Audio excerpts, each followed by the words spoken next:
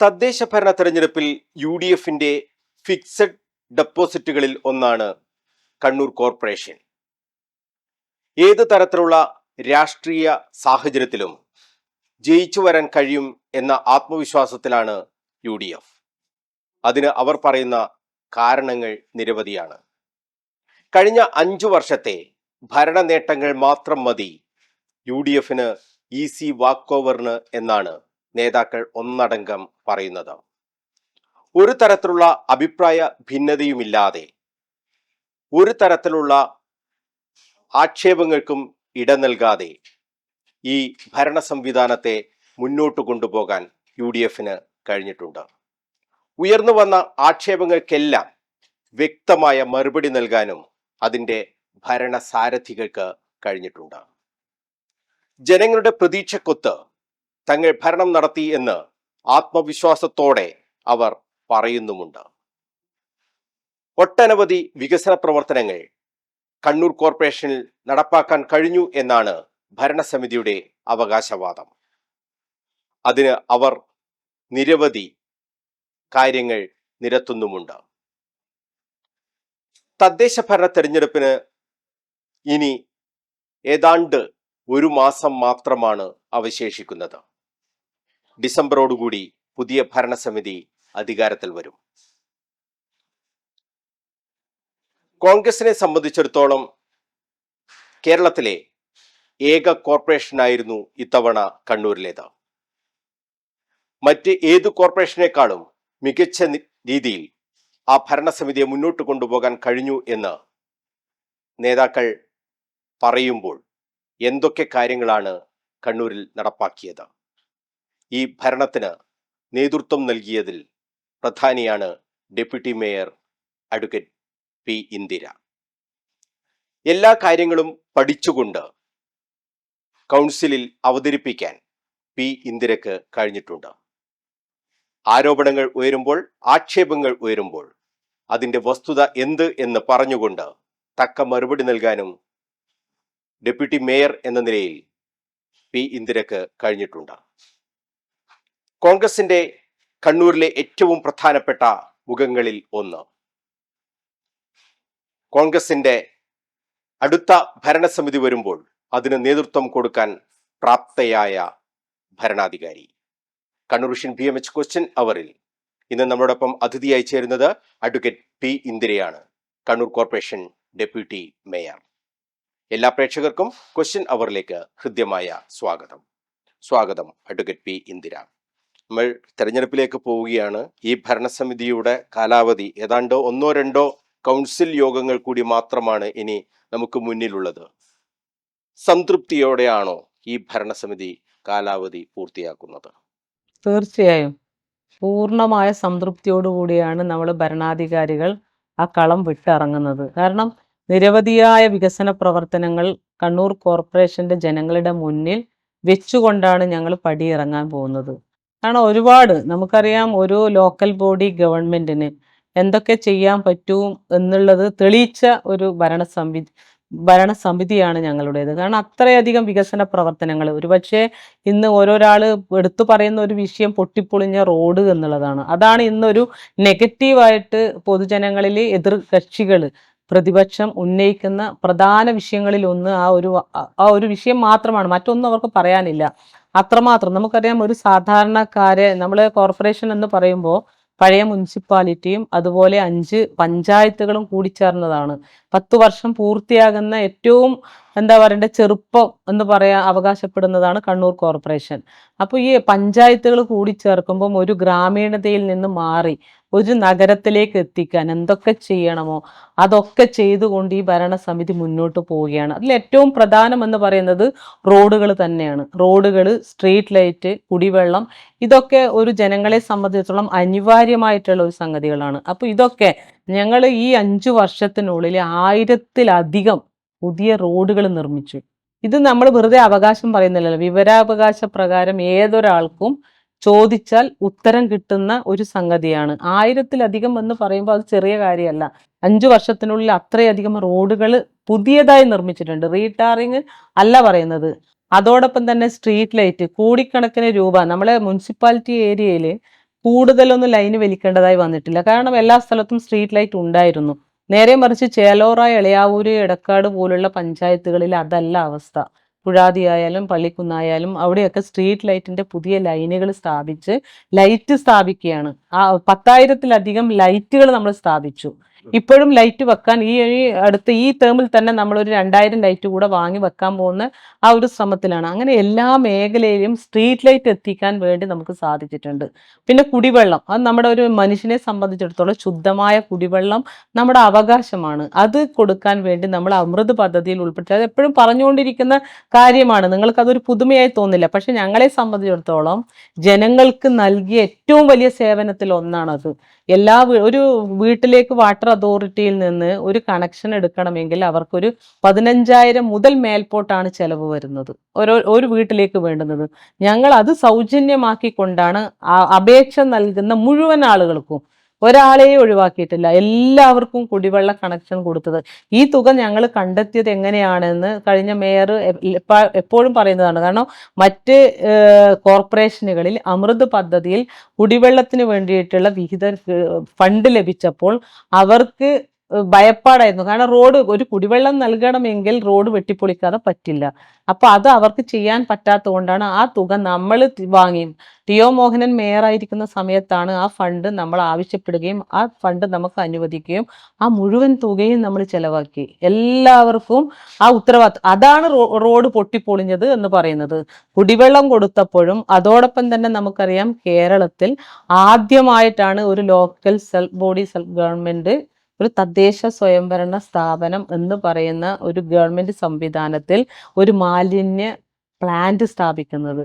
അത് കണ്ണൂർ കോർപ്പറേഷനിലാണ്. അതിൽ ചെറിയ പ്രശ്നങ്ങൾ എപ്പോഴും പരാതിക്ക് പറയുന്നുണ്ട്. പക്ഷെ ആ പരാതിക്കൊന്നും ഇടവരുത്താതെ ഇന്നും അവിടെ നല്ല രീതിയിൽ ആ പ്ലാന്റ് പ്രവർത്തിക്കുന്നുണ്ട്. പക്ഷെ അതിലുള്ള ഒരു പ്രശ്നം എന്ന് പറഞ്ഞാൽ, ഞങ്ങൾ വീടുകളിലെ എല്ലാ വീടുകളിലും 2 ഡിവിഷനിലെ മുഴുവൻ വീടുകളെയും അതിൽ ഉൾപ്പെടുത്തണമെന്ന് പറഞ്ഞിരുന്നു. പക്ഷെ ആളുകൾ കണക്ഷൻ എടുക്കാൻ വൈമനസ്യം കാണിക്കുന്നു എന്നുള്ള ഒരു പ്രശ്നമല്ലാതെ എല്ലാവർക്കും കൊടുക്കുകയാണ്. അതിൻ്റെ അവിടെ പടന്ന തോടിലുള്ള പ്രശ്നം പരിഹരിക്കുക എന്നുള്ളതാണ്. പക്ഷെ എല്ലാവരും അതിൽ ഭാഗമാകാതെ അത് പൂർണ്ണമായും നമുക്ക് ആ മലിന വെള്ളം ഒഴിവാക്കാൻ പറ്റില്ല. അതിൽ പല ആളുകളും ഇന്നും ഓടയിലേക്ക് വെള്ളം ഒഴുക്കി വിടുന്നത് കൊണ്ടാണ്. പക്ഷെ എന്നാലും പരമാവധി ആളുകളെ അതിലേക്ക് ഉൾപ്പെടുത്തി കൊണ്ടുവരണം എന്നുള്ളതാണ്. കാരണം എന്താ അറിയോ, നാളുകളിൽ നമ്മുടെ അടുത്ത ജനറേഷന് ഒരു ശുദ്ധമായ കുടിവെള്ളം ലഭിക്കാത്ത ഒരു സാഹചര്യത്തിലേക്ക് ഓരോ നഗരവും മാറിക്കൊണ്ടിരിക്കുക. അപ്പോഴാണ് നമ്മൾ ഈ ട്രീറ്റ്മെന്റ് പ്ലാന്റിന്റെ പ്രസക്തി എല്ലാ പഞ്ചായത്തുകളിലും ഇത് കൊണ്ടുവരണം എന്നുള്ളതാണ്. കാരണം ഈ മാലിന്യ വെള്ളം കൊണ്ട് ഭൂമിയിലേക്ക് ഇറങ്ങുകയും കുടിവെള്ളം ഒക്കെ മാലിന്യമായി കൊണ്ടിരിക്കുകയാണ്. മലിനമാക്കപ്പെടുന്ന സാഹചര്യത്തിൽ ഇത്തരം സംവിധാനം എല്ലാ തദ്ദേശ സ്വയംഭരണ സ്ഥാപനങ്ങളും സ്വയം ഏറ്റെടുത്ത് നടത്തണം എന്നുള്ളതാണ് പറയാനുള്ളത്.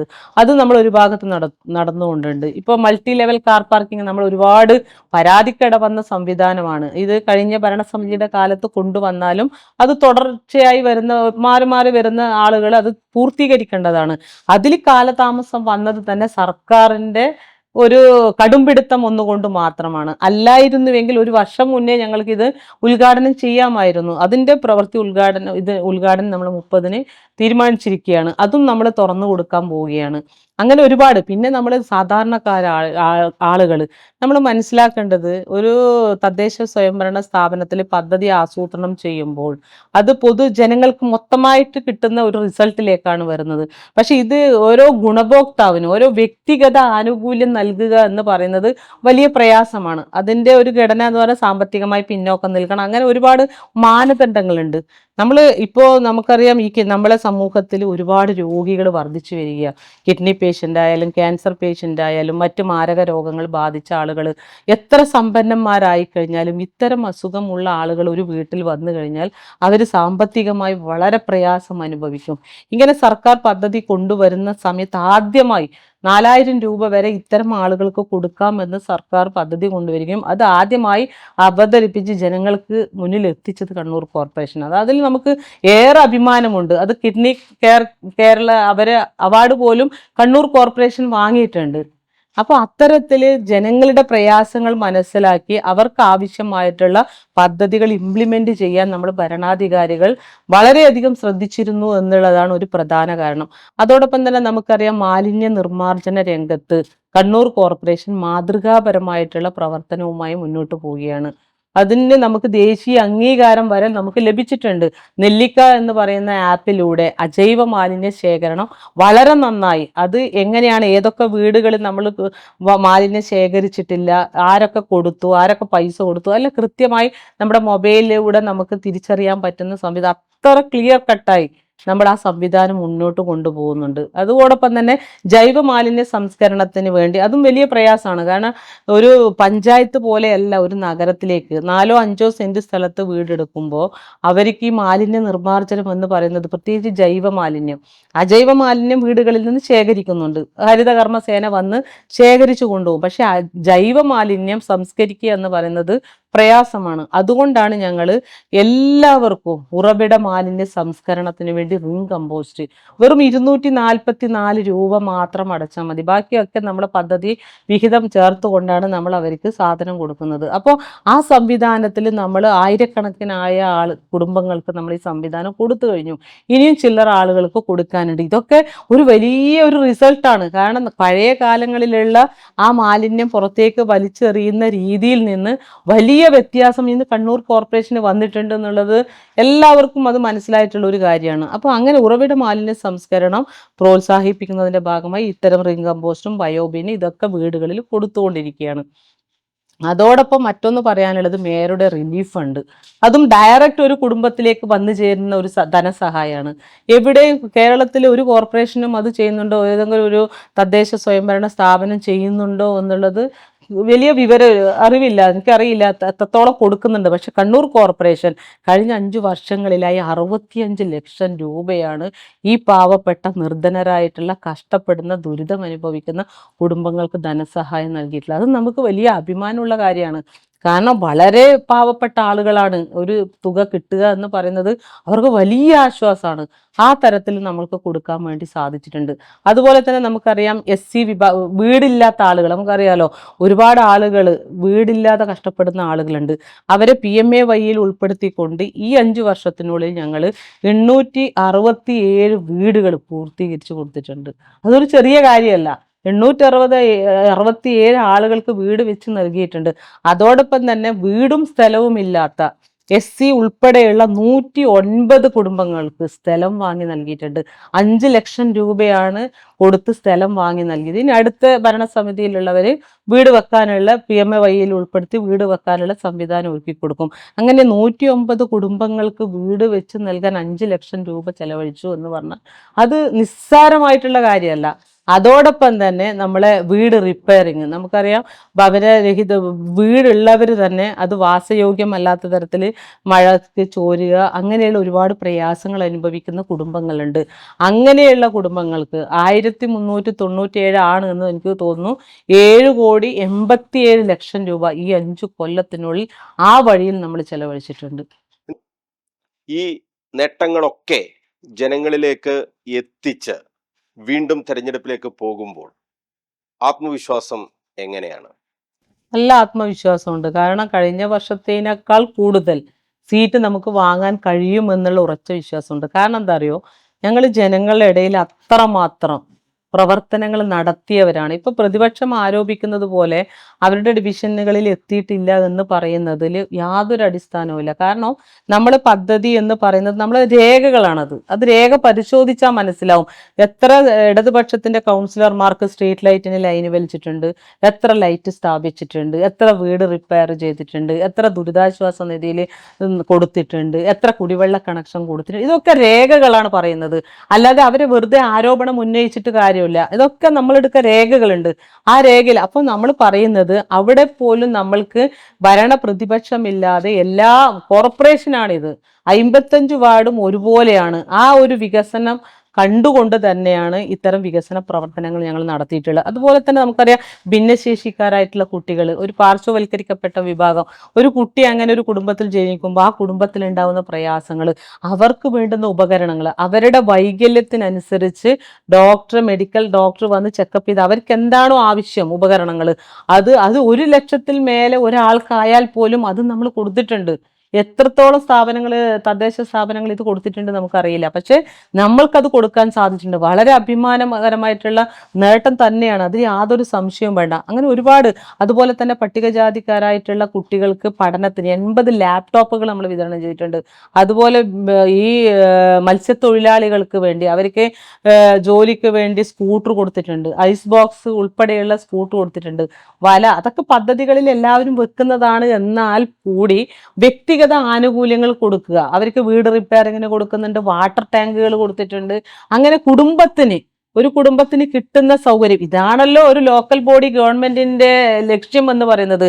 പാവപ്പെട്ട ആളുകളെ സഹായിക്കാൻ ആവശ്യമായിട്ടുള്ള എല്ലാ ഭാഗത്തുള്ള ഇടപെടലുകളും കണ്ണൂർ കോർപ്പറേഷൻ നടത്തിയിട്ടുണ്ട്. അത് യാതൊരു മടിയുമില്ല. കാരണം അതിൽ നമുക്ക് വളരെ അഭിമാനമാണ്. ഒരുപാട് ഇപ്പോഴതാ നമ്മൾ നഗര സൗന്ദര്യവൽക്കരണം, ഈ പദ്ധതികളൊക്കെ ഞങ്ങൾ നേരത്തെ കൊണ്ടുവന്നാൽ പോലും നമുക്കത് ഇംപ്ലിമെന്റ് ചെയ്യാൻ നമ്മളെ സംബന്ധിച്ചിട്ട് വലിയ പ്രയാസം നേരിടുകയാണ്. കാരണം എന്ന് പറഞ്ഞാൽ ഉദ്യോഗസ്ഥന്മാരുടെ അലംഭാവം. നിങ്ങൾക്കറിയാലോ, നിങ്ങൾ കൗൺസിലിൽ വരുന്ന ആളുകളാണ്. ആ കൗൺസിലിൽ നമ്മൾ ഭരണ പ്രതിപക്ഷ ഭേദമന്യേ എല്ലാവരും ഒരുപോലെ പറയുന്നതാണ് ഉദ്യോഗസ്ഥന്മാരുടെ അനാസ്ഥ. ഇപ്പോൾ നമ്മൾ ഏറ്റവും കൂടുതൽ പദ്ധതികൾ ആസൂത്രണം ചെയ്യുന്നത് നമ്മൾ മരാമത്ത് പ്രവർത്തികളാണ്, റോഡ് ഫണ്ട്, അത് ഇതൊക്കെയാണ്. അപ്പോൾ എഞ്ചിനീയർമാരായാലും അവർ ചെയ്യുന്ന ഒരു എന്താ പറയുക, അവരുടെ ആ ഒരു പ്രവർത്തനം കൊണ്ട് നമുക്ക് ഒരുപാട് പദ്ധതി തുക നഷ്ടപ്പെടുന്ന ഒരു സാഹചര്യത്തിലേക്ക് വരുന്നു. അതോടൊപ്പം തന്നെ സർക്കാർ, കേരളത്തിലെ ആകെ UDF ഭരിക്കുന്ന ഒരേ ഒരു ഭരണ സംവിധാനം എന്നുള്ള നിലയിൽ സർക്കാരും നമ്മളോട് കാണിക്കുന്ന ഒരു എന്താ പറയുക സമീപനം, അത് നമ്മളെയൊക്കെ വേദനിപ്പിക്കുന്ന തരത്തിലാണ്. ഇപ്പോൾ ഈ ലാസ്റ്റ് മൊമെന്റിലാണ് നമ്മളെ ഓവർസിയറെ മാറ്റുന്നു, AE മാറ്റുന്നു. 1 മാസം ജോലി ചെയ്ത് കഴിഞ്ഞാൽ അടുത്ത മാസം അവർക്ക് DDO കോഡ് ഇതെല്ലാം വേണം, എല്ലാം ഓൺലൈനാണല്ലോ. അതൊക്കെ വരുമ്പോഴേക്ക് അയാളെ മാറ്റി വേറെ ആൾ വെക്കുന്നു. ഒരു പദ്ധതി ഒരാളെ എസ്റ്റിമേറ്റ് എടുത്ത് ടെൻഡറിലേക്ക് TS ആക്കി ടെൻഡർ വെക്കുമ്പോൾ ആ ഉദ്യോഗസ്ഥനെ മാറ്റുകയാണ്. അപ്പൊ എങ്ങനെ ഒരു പദ്ധതി ഇംപ്ലിമെന്റ് ചെയ്യാൻ പറ്റും? ആ തരത്തിൽ കണ്ണൂർ കോർപ്പറേഷനോട് കാണിക്കുന്ന അവഗണന സർക്കാർ തലത്തിൽ അത്രമാത്രം. നമുക്ക് ഒരു AXയുടെ പോസ്റ്റ് നമുക്ക് എടുത്തു കളഞ്ഞു. കുറേ കാലങ്ങളായി നമുക്ക് സെക്രട്ടറി ഇല്ലാതിരുന്നു. ഇപ്പൊ പുതിയ സെക്രട്ടറി വന്നത് ഇപ്പോഴടുത്താണ്. അപ്പോൾ നമ്മൾ ഏതൊക്കെ തരത്തിൽ നമുക്ക് ഒരു നല്ല രീതിയിൽ ഭരണ സംവിധാനം മുന്നോട്ട് കൊണ്ടുപോകാൻ പറ്റാത്ത തരത്തിൽ എല്ലാ തടസ്സങ്ങളും സൃഷ്ടിച്ചുകൊണ്ട് സർക്കാർ നമ്മളെ ദ്രോഹിച്ചുകൊണ്ടിരിക്കുക. നമ്മൾ എവിടെ വേണമെങ്കിലും പറയാൻ തയ്യാറാണ്. കാരണം അത്രമാത്രം സർക്കാരിന്റെ നമ്മളോടുള്ള സമീപനം വളരെ മോശമായിട്ടുള്ളതാണ്. പിന്നെ ഞാൻ ഒരു കാര്യം പറയാം, അമൃത് എന്ന് പറയുന്ന പദ്ധതി കേരളത്തിലെ നഗരസഭകളെ ഒഴിവാക്കിക്കൊണ്ടായിരുന്നു ഉമ്മൻചാണ്ടി സർക്കാരിന്റെ ഇടപെടൽ. ഉമ്മൻചാണ്ടി മുഖ്യമന്ത്രിയായിരിക്കുമ്പോൾ മുഖ്യമന്ത്രിയുടെ ഇടപെടൽ കൊണ്ടാണ് നമ്മൾ അമൃത് പദ്ധതിയിൽ ഉൾപ്പെടുത്തിയത്. അതിനുശേഷം വന്ന ആ ഒരു പദ്ധതി ആസൂത്രണം ചെയ്തപ്പോൾ നമുക്കതൊന്നും മുന്നോട്ട് കൊണ്ടുപോകാൻ പോലും പറ്റാത്ത സാഹചര്യം ഉണ്ടായിരുന്നു. പിന്നീടാണ് ആ ഒന്നൊന്നായി പദ്ധതികൾ നിർവഹണത്തിലേക്ക് പോയത്. നമ്മൾ പാർക്കുകൾ ഉണ്ടാക്കി, ഒരുപാട് പാർക്കുകൾ. അവിടെ ചേലോറ പാർക്ക്, എല്ലാവരും അറിയാലോ, ചേലോറ എന്ന് പറഞ്ഞ വേസ്റ്റ് കൊണ്ടിടുന്ന സ്ഥലമാണെന്ന് പറഞ്ഞ് പരിഹസിക്കുന്ന സ്ഥലത്താണ് വലിയ ഒരു പാർക്ക് ഉള്ളത്, ഏറ്റവും മനോഹരമായിട്ടുള്ള പാർക്ക്. അതിന്റെ തൊട്ടടുത്ത് കളിക്കളമുണ്ട്. അവിടെ അങ്ങനെ മാലിന്യം കൊണ്ട് വീർപ്പ് മുട്ടുന്നതാണെങ്കിൽ അങ്ങനെ ഒരു സംവിധാനം അവിടെ കൊണ്ടുവരാൻ, കുട്ടികൾ അവിടുന്ന് കളിക്കുന്നുണ്ട്. അത്ര നല്ല രീതിയിലുള്ള ഒരു സംവിധാനം വരുന്നുണ്ട്. പിന്നെ മറ്റൊന്ന് എടുത്തു പറയാനുള്ള ഒരു വികസനം എന്ന് പറയുന്നത്, ഞങ്ങളെ ഡയപ്പർ അത് നശിപ്പിക്കുന്ന, അത് എല്ലാവർക്കും ഏറ്റവും വലിയ ബുദ്ധിമുട്ടാണ്. ഇൻസിനേറ്റർ എന്ന് പറയുന്നത്, നമ്മളെ പെൺകുട്ടികൾ ഉപയോഗിക്കുന്ന നാപ്കിൻ, അതുപോലെയുള്ള സംവിധാനങ്ങളൊക്കെ ഉണ്ട്. അപ്പോൾ അത് സംസ്കരിക്കുന്നതിന് ആവശ്യമായ പ്ലാന്റ് അത് ലാസ്റ്റ് ഘട്ടത്തിലാണ്. അത് പക്ഷെ നമ്മുടെ ഭരണസമിതിയിൽ നമുക്ക് ഉദ്ഘാടനം ചെയ്യാൻ പറ്റാത്ത അവസ്ഥയിലാണ്. പക്ഷെ എന്നാലും ആ പദ്ധതി കൊണ്ടുവരാൻ നമുക്ക് സാധിച്ചു. അത് നമ്മുടെ നാട്ടിലെ ജനങ്ങൾക്ക് വലിയ ഉപകാരമുള്ള ഒരു സംഗതിയാണ്, അതിൽ യാതൊരു സംശയവുമില്ല. അങ്ങനെയുള്ള ഒരുപാട് കാര്യങ്ങൾ നമ്മൾക്ക് കൊണ്ടുവരാൻ സാധിച്ചിട്ടുണ്ട്. പിന്നെ നമുക്കുള്ളത് സ്കൂളുകളിൽ ഗാന്ധി പ്രതിമ. നമ്മളൊന്ന് ആലോചിച്ച് നോക്കണം, നമ്മുടെ ഇപ്പം PM ശ്രീ പദ്ധതി ഇവിടെ കൊണ്ടുവരാൻ പോവുകയാണ്. ഇന്നിപ്പോൾ RSSന് അടിയറ വെച്ചുകൊണ്ടാണ് നമ്മുടെ ഭരണ സംവിധാനം മുന്നോട്ട് പോകുന്നത്. നരേന്ദ്രമോദിയുടെ അജണ്ട എന്താണ്? RSS ഇത് കാവ്യവൽക്കരിക്കുക എന്നുള്ളത്. സ്കൂളുകളിൽ പോലും ആ സംവിധാനത്തിലേക്ക് വരുമ്പോൾ നമ്മുടെ കുട്ടികളെ, നമ്മുടെ മക്കളെ ഗാന്ധി ആരാണെന്നും ഒരുപക്ഷെ നാളുകളിൽ ഗാന്ധിജിയെ പോലും മറന്നുകൊണ്ടുള്ള ഒരു വിദ്യാഭ്യാസ സമ്പ്രദായ രീതിയാണ് വരാൻ പോകുന്നത് എന്ന് നമുക്ക് അറിയാം, മനസ്സിലായി. ഇപ്പത്തോടു കൂടി എല്ലാം പൂർത്തിയായി. അപ്പോഴാണ് കുട്ടികൾക്ക് ഗാന്ധിജിയെ കുറിച്ച് ഒരു ബോധം ഉണ്ടാക്കാൻ വേണ്ടി മുഴുവൻ സ്കൂളുകളിലും ഗാന്ധി പ്രതിമ സ്ഥാപിക്കുക. ഗാന്ധി പ്രതിമ സ്ഥാപിച്ചാൽ വരുമോ എന്നുള്ളതല്ല, ഒരു ഗാന്ധിജി ഇത് ആരാണെന്ന് പോലും കുട്ടികൾ ചോദിക്കുമല്ലോ. അപ്പോൾ ഗാന്ധിജിയുടെ പ്രസക്തി നാളത്തെ തലമുറക്ക് മനസ്സിലാക്കി കൊടുക്കാൻ മുഴുവൻ സ്കൂളുകളിലും ഗാന്ധി പ്രതിമ സ്ഥാപിച്ചു. ഇതൊന്നും ഒരു ചെറിയ മെസ്സേജ് അല്ല പോകുന്നത്, അത്ര നല്ല മെസ്സേജാണ് നാളുകളിൽ തലമുറയ്ക്ക് കൈമാറാൻ വേണ്ടി പോകുന്നത്. അങ്ങനെ ഓരോ മേഖല. പിന്നെ അതുപോലെ തന്നെ നമുക്കറിയാം, ഏറ്റവും താഴേക്കടയിലുള്ള ആളുകളാണ് ഈ ചെരുപ്പ് തുന്നൽ തൊഴിലാളികൾ. അവരുടെ ഉപജീവന മാർഗം നമ്മൾ എല്ലാ തെരുവോരങ്ങളൊക്കെ കണ്ടിട്ടുണ്ടാവും. ഒരു ചെറിയ കുടക്കീഴിൽ നിന്നുകൊണ്ട് മഴയത്തും വെയിലത്തും ജോലി ചെയ്യുന്ന ആളുകൾക്ക് ഷെൽട്ടർ ഒരുക്കി കൊടുക്കാൻ നമുക്ക് സാധിച്ചിട്ടുണ്ട്. എല്ലാ ആളുകൾക്കും ഇനി കുറച്ച് ആളുകളെ ബാക്കിയുള്ളൂ, അതും നമ്മൾ പദ്ധതി വെച്ചിട്ടുണ്ട്. അങ്ങനെ ഒരു സംവിധാനം ഒരുക്കുന്നു. പിന്നെ ഷീ ലോഡ്ജ്, കണ്ണൂരിൻ്റെ ഏറ്റവും വലിയ വികസനം എന്ന് പറയുന്ന ഒരു വലിയ കാര്യമാണ് ഷീ ലോഡ്ജ് എന്ന് പറയുന്നത്. നമ്മുടെ നഗരത്തിലേക്ക് കടന്നു വരുന്ന, രാത്രികാലങ്ങളിൽ ഒറ്റപ്പെട്ടു വരുന്ന സ്ത്രീകൾക്ക് സമാധാനത്തോടുകൂടി സുരക്ഷിതമായി കിടന്നുറങ്ങാൻ ഒരു ഇടം എന്നുള്ള നിലയിലാണ് ഷീ ലോഡ്ജ്. അതിൽ ഒരുപാട് സ്ത്രീകൾ അതിനെ ആശ്രയിച്ച് മുന്നോട്ട് പോകുന്നുണ്ട്. അതുപോലെ തന്നെ സ്ത്രീകൾക്ക് കുടുംബശ്രീയുടെ വിപണന കേന്ദ്രം നമുക്ക് കുറേ കാലങ്ങളായി നമ്മുടെ സ്വപ്നമായിരുന്നു. അവരുടെ ഉൽപ്പന്നങ്ങൾ വിപണനം നടത്താൻ ഒരു സൗകര്യം ഒരുക്കി കൊടുക്കുക എന്നുള്ളത്. അതിനുവേണ്ടി ഇപ്പം 2 കോടി രൂപ മാറ്റിവെച്ച് അതിൻ്റെ ഒരു കെട്ടിടം നമ്മളെ സംഗീത വാട്ടർ ടാങ്കിന്റെ സമീപത്തുള്ള ഒരു 10.5 സെന്റ് സ്ഥലമുണ്ട്, അവിടേക്ക് വരാൻ വേണ്ടി പോവുകയാണ്. അതുപോലെ തന്നെ ഒരു ഷീ മാള് ആറാട്ട് റോഡിൽ അത് ഒരുങ്ങിക്കഴിഞ്ഞു. അതിൻ്റെ ഉദ്ഘാടനവും ഏറ്റവും പെട്ടെന്ന് തന്നെ അവിടെ ഒരു സ്ത്രീ സംരംഭകർക്ക് അവർക്ക് താമസ സൗകര്യം, അതുപോലെ ഹോസ്റ്റൽ മാതിരിയുള്ള ഒരു സംവിധാനവും, അതുപോലെ താഴെ കച്ചവട സംവിധാനവും ഒരുക്കിക്കൊണ്ടുള്ള ഒരു ഷീ മാൾ അവിടെ ഒരുങ്ങിക്കഴിഞ്ഞു. അതോടൊപ്പം തന്നെ വയോജന വിശ്രമ കേന്ദ്രം, അത് ചില വാർഡുകളിൽ, എൻ്റെ വാർഡിൽ ഉൾപ്പെടെ ഒരു വയോജന വിശ്രമ കേന്ദ്രം അവസാന ഘട്ടത്തിലാണ്, അത് നടന്നുകൊണ്ടിരിക്കുകയാണ്. അതുപോലെ തന്നെ വയോജനങ്ങളായിട്ടുള്ള ആരോരുമില്ലാത്ത ആളുകളെ താമസിപ്പിക്കാൻ വേണ്ടി കീഴ്ത്തള്ളി ഒരു വയോജന കേന്ദ്രം, അതിൻ്റെ പണി പൂർത്തീകരിച്ചിട്ടുണ്ട്, അതും ഉദ്ഘാടനം ചെയ്യാൻ പോവുകയാണ്. അങ്ങനെ അതോടൊപ്പം തന്നെ ഇത് അംഗനവാടികൾ, നമുക്കറിയാലോ നമ്മുടെ വളർന്നു വരുന്ന മക്കൾ ജനിച്ചു വീണതും ആദ്യം പോകുന്നത് അംഗനവാടിയിലേക്കാണ്.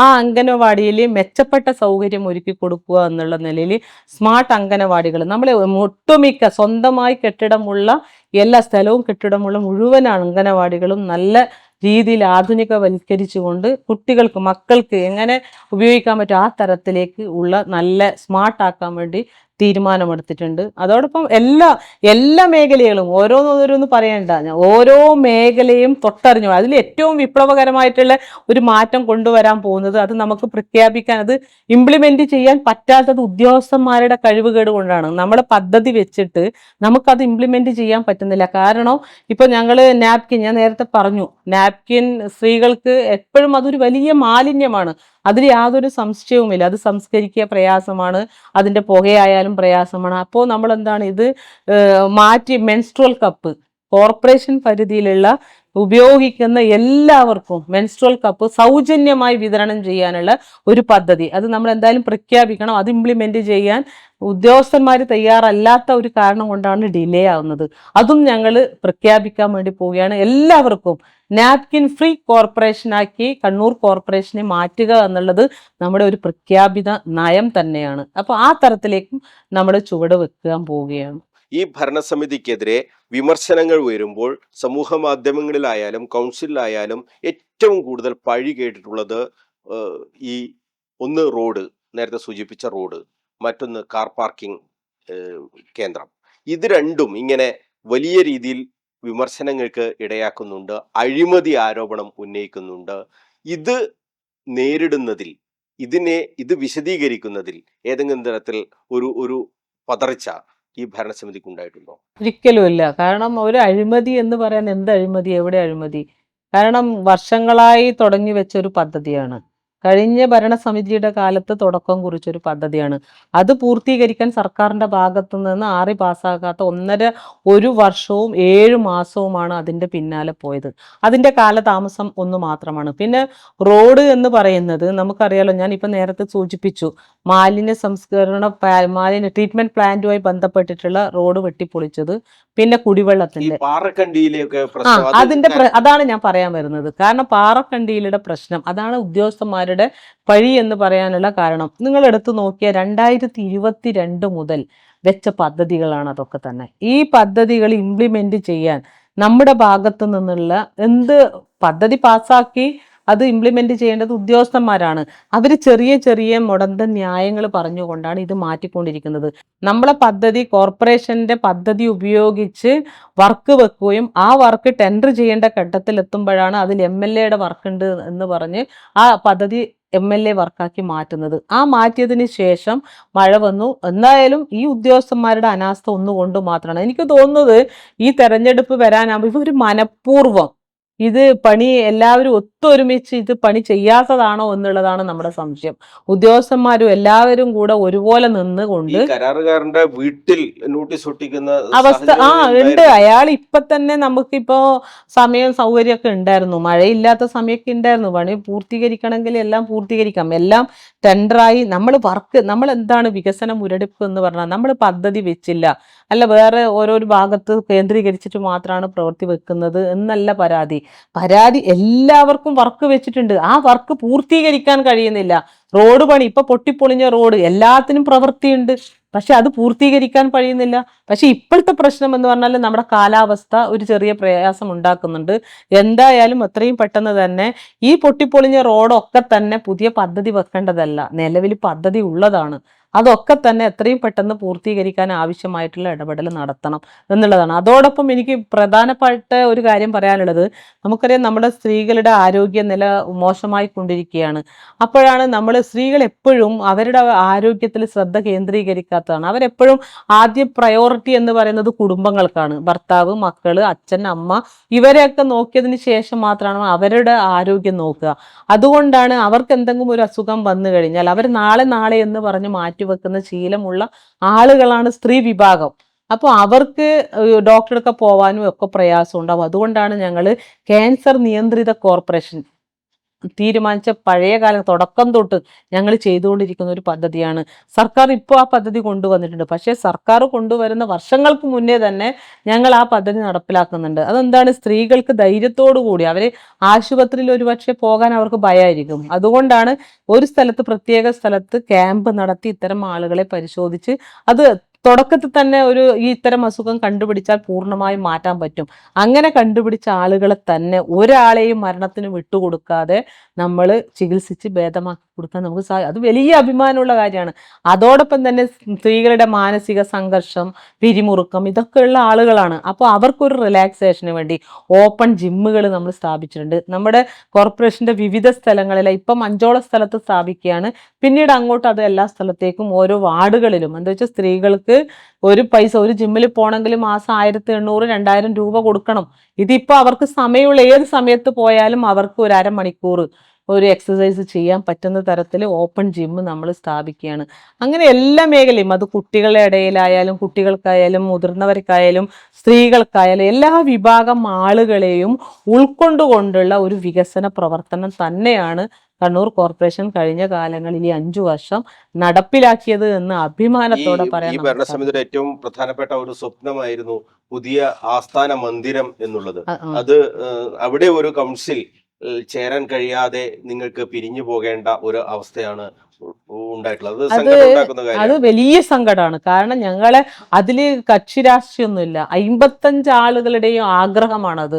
അത് നമ്മൾ ടെൻഡർ എടുത്ത ഊരാളുങ്കലിന്റെ ആളുകളോട് ഞങ്ങൾ പറഞ്ഞ ഒരു റിക്വസ്റ്റ് അത് മാത്രമാണ്, നമുക്ക് പോകുന്നതിലിടക്ക് ഒരു കൗൺസിലെങ്കിലും ചേരാനുള്ള ഇത് മനഃപൂർവ്വം ഞങ്ങൾ ആവശ്യപ്പെടുന്ന കിഫ്ബി ആവുന്ന നിങ്ങളുടെ ജോലി അത് പൂർത്തീകരിച്ച് ഫണ്ട് കഴിഞ്ഞാൽ എത്രയും പെട്ടെന്ന് നമുക്ക് കൈമാറൂ. എന്നാൽ ഞങ്ങളുടെ തനത് ഫണ്ട് ഉപയോഗിച്ചിട്ട് ഞങ്ങൾ അത് പൂർത്തീകരിച്ചോളാം.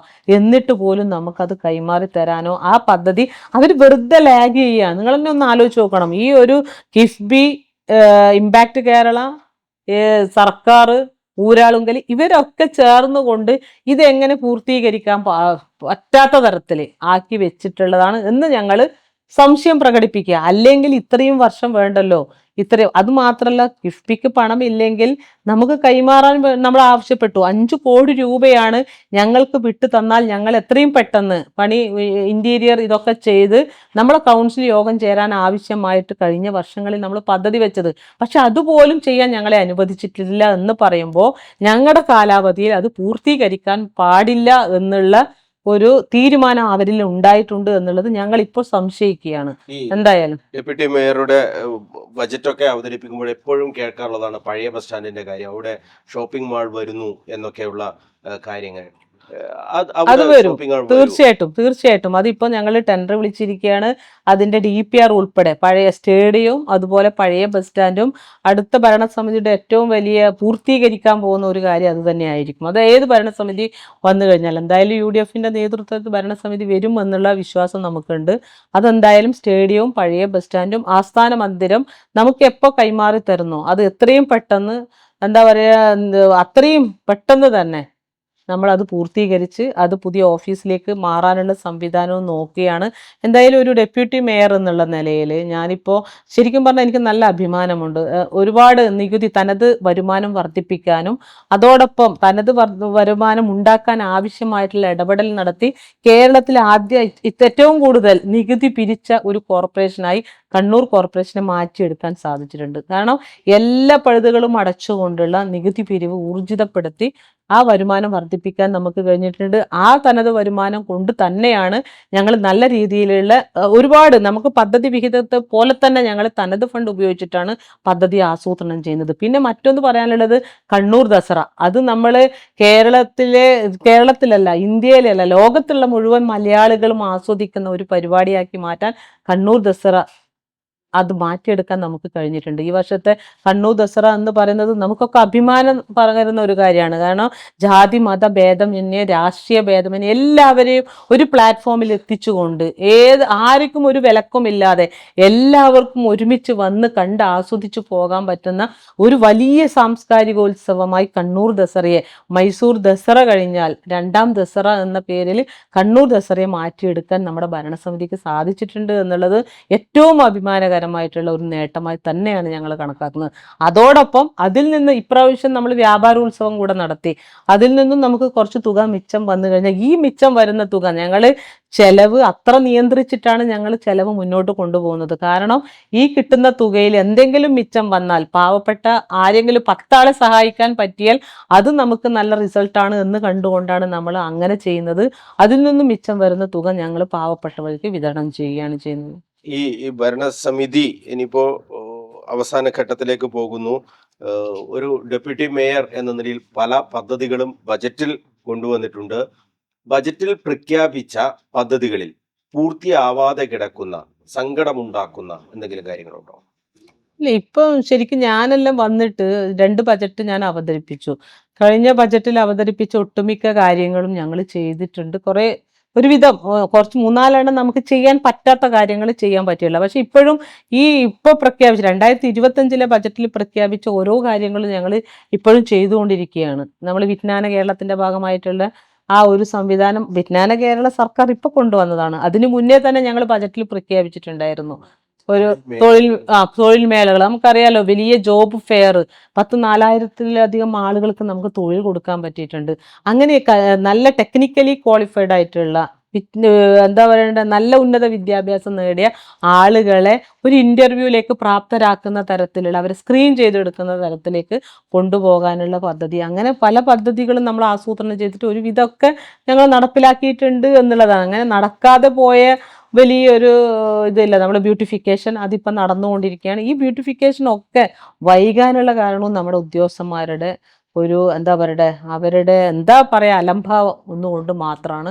എന്തായാലും ഞങ്ങൾ ഒരു തെരഞ്ഞെടുപ്പിനെ നേരിടുന്നത് വളരെ അഭിമാനത്തോടെയും സന്തോഷത്തോടെയും കൂടി തന്നെയാണ്. ഈ കണ്ണൂരിന്റെ ഏറ്റവും പ്രധാനപ്പെട്ട ഒരു തിലകക്കുറി എന്ന് തന്നെ നമുക്ക് വിശേഷിപ്പിക്കാൻ കഴിയുന്നതാണ് നമ്മുടെ ജവഹർ സ്റ്റേഡിയം.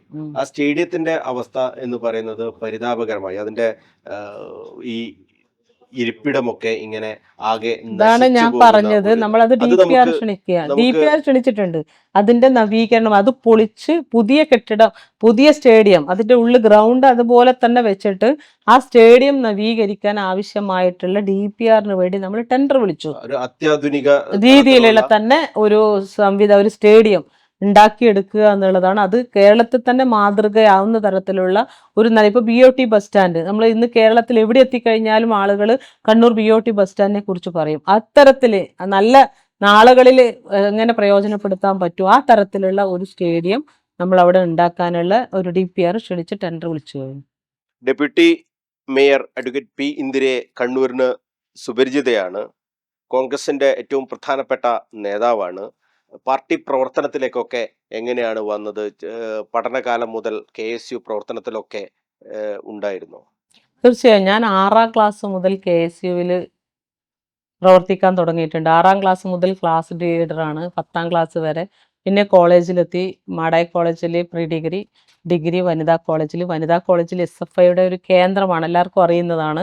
ആ കേന്ദ്രത്തിൽ 2 കൊല്ലം മത്സരിച്ചു. 3ാമത്തെ കൊല്ലം ചെയർമാനായിട്ട് വൻ ഭൂരിപക്ഷത്തോടു കൂടി വിജയിക്കാൻ സാധിച്ചു. വിദ്യാഭ്യാസ കാലഘട്ടത്തിൽ തന്നെ KSUവിൽ സജീവമായി പ്രവർത്തിച്ച് കോളേജ് യൂണിയൻ, അതും കണ്ണൂരിലുള്ള ചരിത്ര പാരമ്പര്യം ഉറങ്ങുന്ന SFIയുടെ കോട്ടക്കൊത്തളമായിട്ടുള്ള വനിതാ കോളേജിൽ KSUവിൻ്റെ നേതൃത്വത്തിലുള്ള ഒരു ഭരണസമിതി ഉണ്ടാക്കാൻ, ഒരു യൂണിയൻ ഉണ്ടാക്കാൻ വേണ്ടി എൻ്റെ നേതൃത്വത്തിലുള്ള അന്നത്തെ യൂണിയന് സാധിച്ചിട്ടുണ്ടായിരുന്നു. പിന്നീട് ഞാൻ ജില്ലാ കൗൺസിലിലേക്ക് ശ്രീമതി ടീച്ചർക്കെതിരെ ഫസ്റ്റ് മത്സരിച്ചു. പിന്നീട് ജില്ലാ പഞ്ചായത്തിലേക്ക് മത്സരിച്ചു. സജീവമായി എൻ്റെ കുട്ടിക്കാലം തൊട്ട് നിയമസഭയിലേക്കും മത്സരിച്ചു. എൻ്റെ കുട്ടിക്കാലം മുതൽ ഞാൻ കേട്ട് വളരുന്നതൊക്കെ കോൺഗ്രസിനെ കുറിച്ചാണ്. എൻ്റെ പേര് പോലും വന്നത് ഇന്ദിരാഗാന്ധിയുടെ പേരാണ് എനിക്കിട്ടത്. അത്രയും ഒരു കോൺഗ്രസ് പാരമ്പര്യമുള്ള ഒരു കുടുംബത്തിൽ ജനിച്ചു വരികയും ഇന്നും ആ പാത പിന്തുടർന്ന് ജീവിത അവസാനം വരെ ഒരു കോൺഗ്രസ്സുകാരിയായി ജീവിച്ചു മരിക്കണം എന്നുള്ള ഒരു ആഗ്രഹത്തിന്റെ പുറത്താണ്. ആ പ്രസ്ഥാനത്തോടുള്ള സ്നേഹം എന്ന് പറയുന്നത് പറഞ്ഞറിയിക്കാൻ പറ്റാത്ത തരത്തിലുള്ള ഒരു കുടുംബം, അതായത് ആ യൗവനം, വിദ്യാർത്ഥികാലം, യൗവനം, കുടുംബം എല്ലാം മാറ്റിവെച്ചു. ജീവിതത്തിൽ നഷ്ടബോധം ശരിക്കും ചില സമയങ്ങളിലൊക്കെ ഓരോ കുട്ടികൾ കോളേജ് ലൈഫ് എൻജോയ് ചെയ്യുമ്പോൾ ഞാൻ വിചാരിക്കാറുണ്ട് ഞങ്ങളെയൊക്കെ ലൈഫ് ആ എൻജോയ് ചെയ്യാൻ പറ്റിയില്ല. കാരണം നമ്മുടെ ഒരു രാഷ്ട്രീയത്തിന്റെ നേതൃനിരയിൽ നിൽക്കുന്ന ആളുകൾക്ക് അധികം അങ്ങ് എൻജോയ് ചെയ്യാൻ പറ്റില്ല. ഇന്ന് ഓരോരോ കുട്ടികൾ കോളേജുകളിൽ ഇലക്ഷനുമായി ബന്ധപ്പെട്ട് പോകുമ്പോൾ കുട്ടികളൊക്കെ ആസ്വദിച്ച് കളിക്കുമ്പോൾ ഞാനൊക്കെ ചിന്തിക്കാറുണ്ട് ഞങ്ങളുടെ ലൈഫൊക്കെ വെറും പാർട്ടിയിലേക്ക് വേണ്ടി ആയിരുന്നല്ലോ. പക്ഷെ എന്നാലും അതിൽ എനിക്ക് നഷ്ടബോധമില്ല. കാരണം എൻ്റെ പാർട്ടി എനിക്ക് ഈ നിലയിൽ ഞാൻ എത്തിയിട്ടുണ്ടെങ്കിൽ എൻ്റെ ആ ഒരു സേവനത്തിൻ്റെ ഒരു റിസൾട്ട് തന്നെയാണ്. അതിൽ എനിക്ക് പാർട്ടി തന്ന അംഗീകാരമാണ്. അതുകൊണ്ട് വെറുതെ ഒന്ന് മനസ്സിൽ ചിന്തിക്കുമെന്നല്ലാതെ എന്തായാലും എനിക്കൊരു നിരാശയില്ല. എൻ്റെ പാർട്ടി ഒരാൾക്ക്, ഒരു പ്രവർത്തകർക്ക് എത്ര മാത്രം അംഗീകാരം കൊടുക്കാമോ അത്രയധികം അംഗീകാരം എനിക്ക് തന്നിട്ടുണ്ട്. ഈ തദ്ദേശ ഭരണ തെരഞ്ഞെടുപ്പിലൊക്കെ റിസർവേഷൻ വന്നതിന് ശേഷം 50% ഒക്കെ ഇങ്ങനെ റിസർവേഷൻ ഒക്കെ വന്നതിന് ശേഷമാണ് ധാരാളം ആളുകൾ പൊതുപ്രവർത്തനത്തിലേക്ക് വന്നിട്ടുള്ളത്. അവർക്കൊക്കെ ഒരു ഇപ്പോൾ നമ്മൾ കണ്ണൂർ കോർപ്പറേഷനിൽ നടപ്പാക്കിയ പദ്ധതികളെ കുറിച്ചും അതേക്കുറിച്ചും ഇനി ഭാവി പദ്ധതികളെ കുറിച്ചൊക്കെ വളരെ വിശദമായി തന്നെ അഡ്വക്കേറ്റ് പി ഇന്ദിര വിശദീകരിച്ചിട്ടുണ്ട്. ഒരുപക്ഷെ ഒരു തദ്ദേശ ഭരണ സ്ഥാപനത്തിൽ അധ്യക്ഷയായിരിക്കുന്ന ഒരാളോട് ഇങ്ങനെ പറഞ്ഞാൽ ഒരുപക്ഷെ ഇങ്ങനെ താങ്കൾ പറയുന്ന രീതിയിൽ പറയാൻ കഴിയുമായിരുന്നില്ല.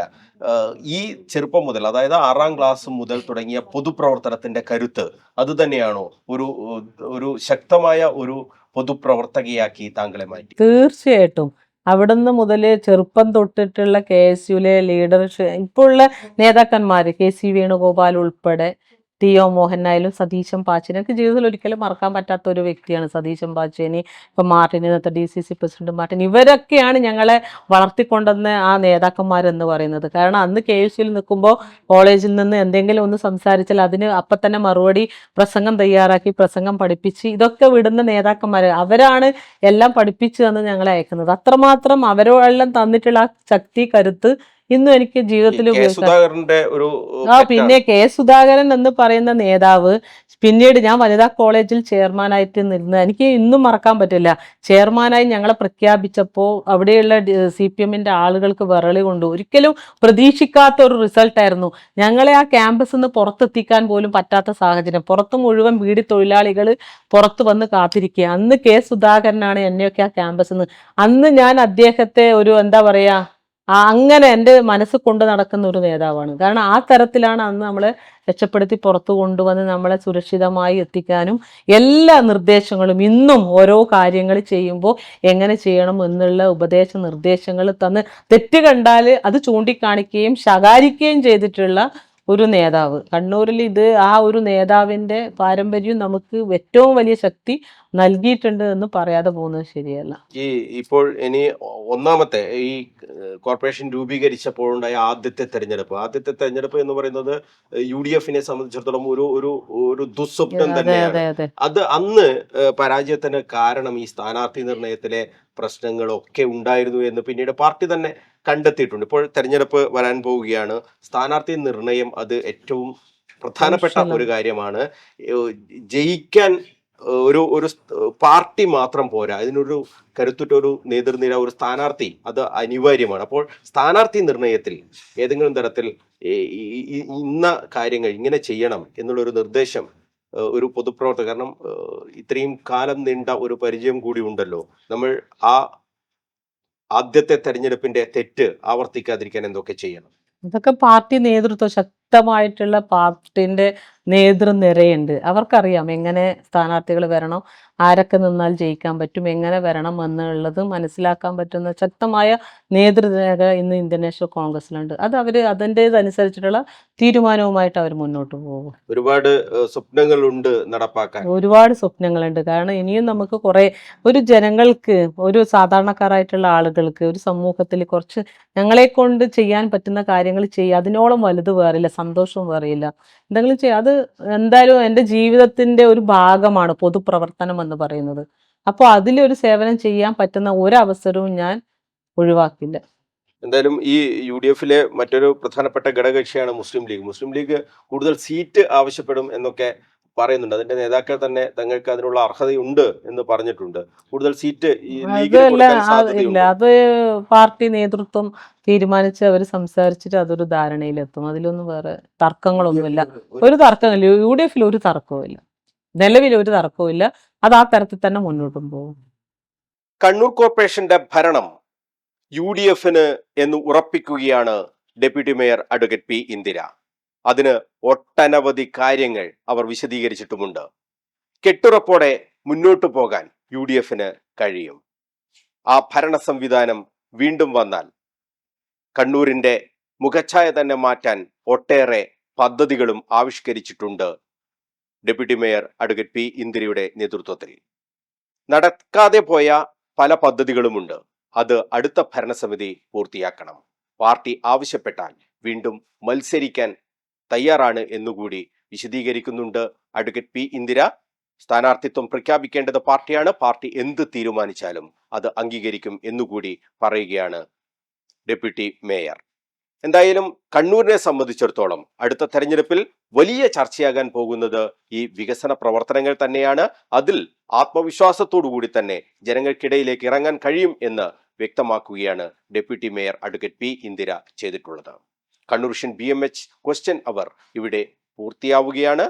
കണ്ണൂരിന്റെ അടുത്ത മേയറായി നമുക്ക് P. ഇന്ദിരയെ കാണാം എന്നാണ് പ്രതീക്ഷിക്കുന്നത്. കാരണം അവരുടെ പ്രവർത്തനങ്ങൾ ആ രീതിയിൽ വളരെ ചടുലമായി തന്നെ നടത്താൻ അവർക്ക് കഴിഞ്ഞിട്ടുണ്ട്.